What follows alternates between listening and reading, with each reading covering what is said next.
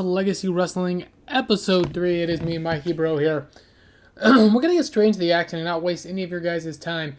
We're going to start ringside with the announcers, hyping the show, per usual. We got a 78 out the gate. The camera opens and sees Morrow and Stevens at ringside, welcoming us to Legacy Wrestling. Tonight, here on the 3rd edition of Slam, we continue on the march towards our first pay-per-view, Bash at the Beach. No, guys, I'm a big WCW fan, so expect a lot of WCW influences, etc., etc. Note, Morrow says, as we found out last week, tonight's main event is going to be a good one. Tonight, we see the very lucky Ross Von Erich take on Marty Scurll in the Legacy Wrestling World Championship Tournament match. Aaron Stevens says both of these competitors, quite frankly, are two of the most talented workers on the roster, and I find it interesting, however, that Ross, not Marshall, had the luck of the draw only because Marshall is known for his luck with the ladies. Morrow asks if he's calling Legacy Wrestling a lady, and Steven says if the shoe fits. Morrow laughs begrudgingly and says, "Ha! Well, not only are we going to have that match tonight, but we're going to have one debut of the female legend, Mickie James." Aaron Stevens says, well, let's get something. Well, that is something, that I can get behind, in which Morrow responds and strap on in because the next 60 minutes of hard-hitting action are coming your way now. So 78 out the gate here to open Legacy Wrestling as we march on towards Bash at the Beach. All right. In the first match of the evening, we have Jeff Cobb defeating formerly Wesley Blake, a.k.a. Corey James. Kyoto and was good. The announcing was great. We got a 3.5-star match between Cobb and James. Decent worker is Corey James. Cobb obviously is a fantastic worker. Corey James lost a whole point in Europe for some reason. Cobb gained a whole point and a quarter, but both workers overall gained some popularity, overall in this match. 3.5-star, 58. Not too bad to start the show. All right, next up, we have a video segment for Brian Cage. A video hyping Brian Cage airs and says he will be returning in 2 weeks, a 91 for Brian Cage. Popularity improvement across the board. Production quality was well above average. I don't know why I continue to get this, but I'm going to leave it where it is. My budget's not high, so I'll just leave it where it is because it seems to be working. I don't feel like I'm cheesing it too much. I'll progressively up it, but for right now, I'm going to leave it where it's at. 91% Brian Cage, returning in 2 weeks. All right, next up we have a segment featuring Kelly Cross and Scarlett Bordeaux. Backstage, the camera is winding down a hall as it briefly stops at a distance, seeing Kelly Cross and Scarlett Bordeaux in the background. The camera makes its way as the duo turn right as the camera arrives. Kelly Cross says, Dijakovic. Cross smirks as Scarlett leans up and says, tick tock. All right, we fade out with intense looking here. Spoiler alert, they are the last two, Dijakovic and Killer Cross, in the Legacy Wrestling World Championship Tournament. It is popularity up across the board.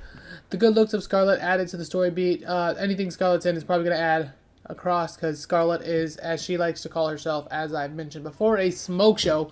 80% final score. Let's continue on.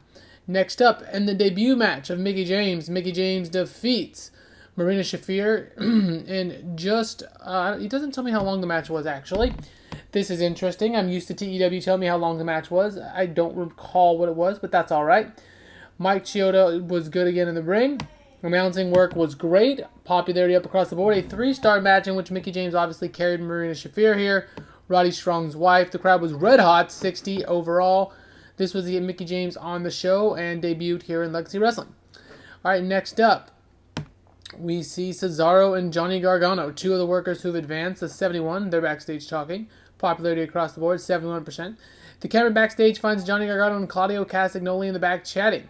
Gargano says, well, regardless, pushes on Gargano. We've both advanced. When the bracket breaks out next week, there's a good chance we'll square off. Claudio Castagnoli just smirks and says, fair enough, Johnny, but the first ever Legacy Wrestling World Champion, that information is already etched in stone, and you're looking at the stone. Gargano jokingly says, clever. Claudio says, I try, but listen, regardless, good luck. Claudio extends his hand and pulls Gargano as he accepts close to him. He says, you're gonna need it if you expect to beat me. The scene fades with Claudio smirking as he walks away. Claudio's playing a tweener role here. That's not available, so he's designated in the heel slot.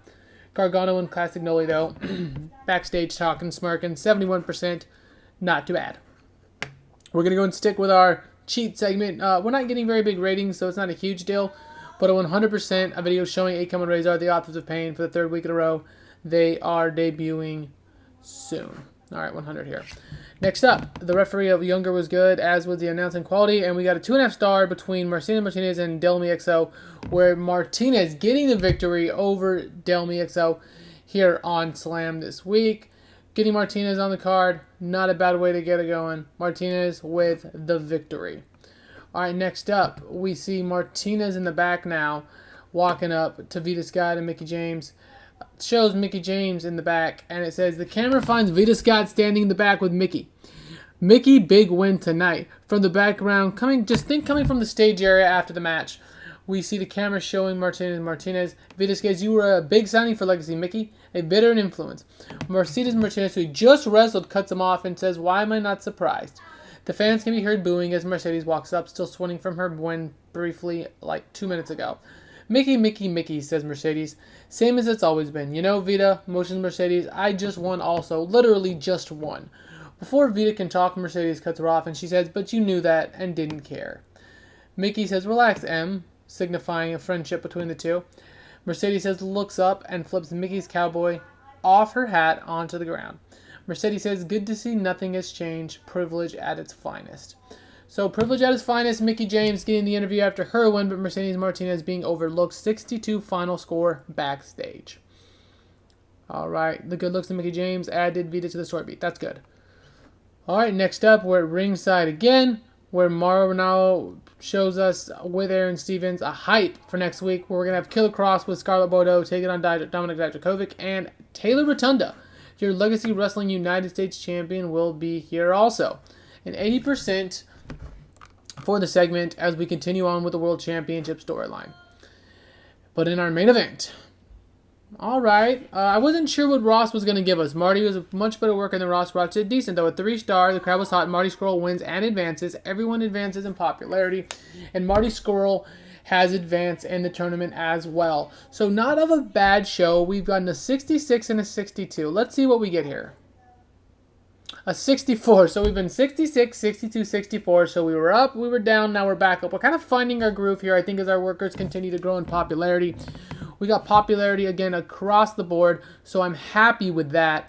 We're going to go in Legacy Episode 3 here as I get to booking Legacy Episode 4, where I got a little bit of a time if I sounded a little rushed. I want to get one more out before I have to leave for the afternoon. So until next time, it is me, Mikey Bro. Please leave a comment. Let me know what you're thinking of the show. Let me know what you're thinking about the format as it relates to the screen and how things are recording in and of themselves. And again, this game's a little different. Still getting used to it. Tons of debuts coming soon, if only because they're just allowing me to sign these guys. And hey, it's fantasy booking, so I'm going to go ahead and do that. But until next time, it is me, Mikey Bro, wishing everyone a glorious rest of your day. Have a blessed one, and we'll see you back shortly.